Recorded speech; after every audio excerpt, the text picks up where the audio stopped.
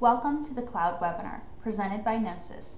This is Katie Rothkar, and today we are going to go over what is the cloud. What we are going to discuss today is that a few different topics. What is the cloud, the benefits of the cloud, services Nemsys offers for cloud usage, and just some of your questions. As I was going through this, I really wanted to know why it started off being called the cloud.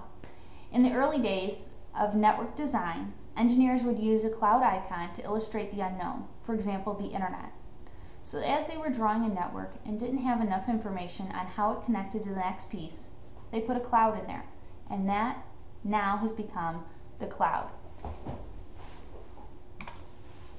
And it kind of looks like this in a network drawing. So we have laptops, desktops, connecting somehow to a server remotely. And how it's done is through that cloud. Today we may call that the internet or the network if it's housed within your office. What is the cloud? Instead of applications and data being stored on a single computer terminal or network, cloud-based services are accessible on the internet. This is just one widely accepted use of the word the cloud. We're going to talk about the spectrum of cloud services so you can see how that falls into your business and possibly how it's something you can use in the future. Well, what is the cloud? Well, many of you have operated in a cloud-like environment for a long time. One of these ways is working on a server. We're going to go back to the picture of the cloud drawing. So right now, there are remote people. We're going to use the laptops, for example. We have people within your current building which are connecting to your network using a desktop. Then we have the server. That server may be located in your building or it may not be. And how that's all connected is through the internet or through your network. And if all the data is not stored locally on your computer, you are all pooling resources and accessing data that's stored on that server. So the cloud, to you, and that how you've been operating, has been there for a long time through the use of a server, which is really just sharing resources of the power, the processing to deploy the data to you and allow you access to files that multiple people have access to or your own. That's just a little idea of that many of you have been using for a long time. This is a spectrum of computing in the cloud. Traditional computing is that where everything is stored on your computer. So if you have problems with your computer, all that data resides on your computer. And if something happens, it's gone with your computer. Now, virtualized computing is very similar to what we just talked about with having a server. So your data is housed somewhere else, being brought down to your computer through a means of your network or through the internet. Cloud computing is done in two ways. One way is that the data is stored off-site and it's your data stored on your server, maybe housed somewhere else. For example, local vendor is called CISP, and so people house their data there on their servers. In addition to that, there's a public cloud, which is where multiple entities use the same server to house their data. It's secure, it's protected, but your data is pooling resources and sharing resources with those other entities rather than having it on your own. Types of the cloud. So cloud applications have been around for a long time. You use them daily by just going to the internet. Many of those look like this. There's data storage and backup, document uploads and management. So if you upload pictures to PhotoBucket or Walgreens, they then pull that data down and they're able to print your information off. So that's kind of document uploads. That's one example that you use frequently. Online customer self-scheduling. I use this with my doctor's office. I can schedule my appointments right on their website, and it's done through a web application that they use for scheduling. Online payment programs. If you pay any bills online, you use a program that was designed to house data for all different entities, which is you and all their partners that they work with. Your data is stored securely but pooling resources on a shared hardware. Accounting programs, that could be, for example, QuickBooks is now an online application. There's many different ones that you can go to and use.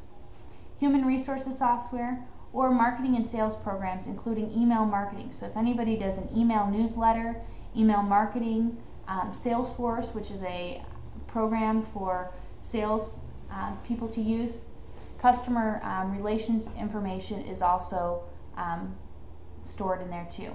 And these are called software as a service. So it would include a monthly fee or a per user fee to have that.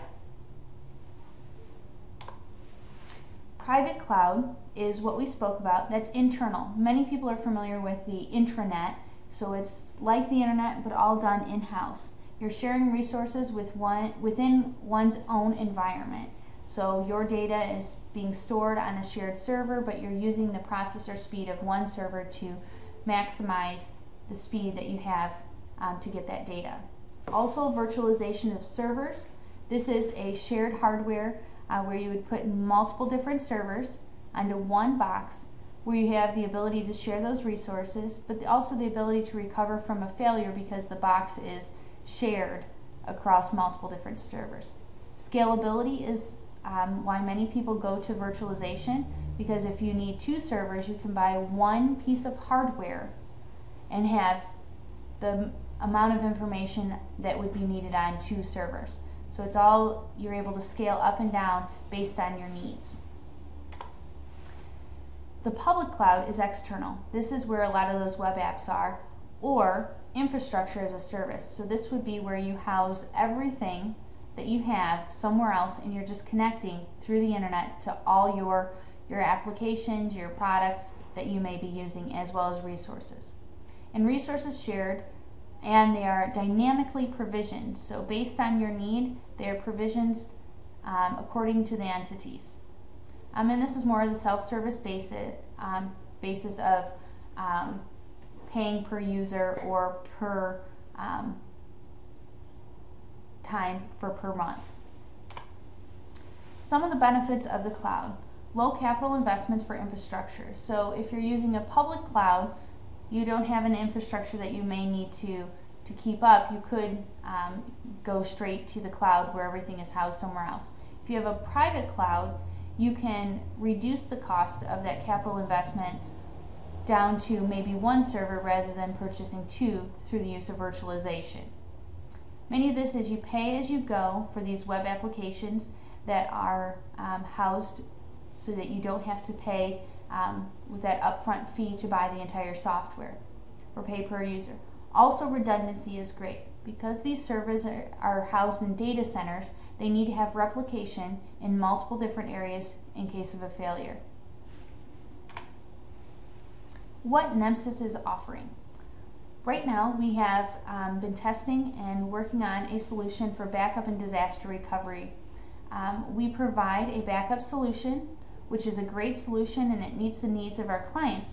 But where this solution is the next step is where it has business continuity.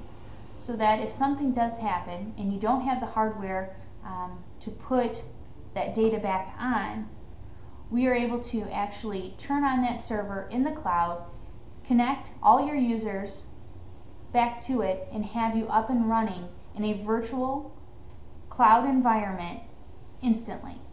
It's very easy to do, and it allows you to keep working even though there may have been a disaster within your building or your location. This solution is relatively inexpensive based on what it can do for your business in case of the need. Also, the data is backed up in multiple locations, so the recovery is very quick and easy. The other service we have is a Microsoft Business Productivity Online Services.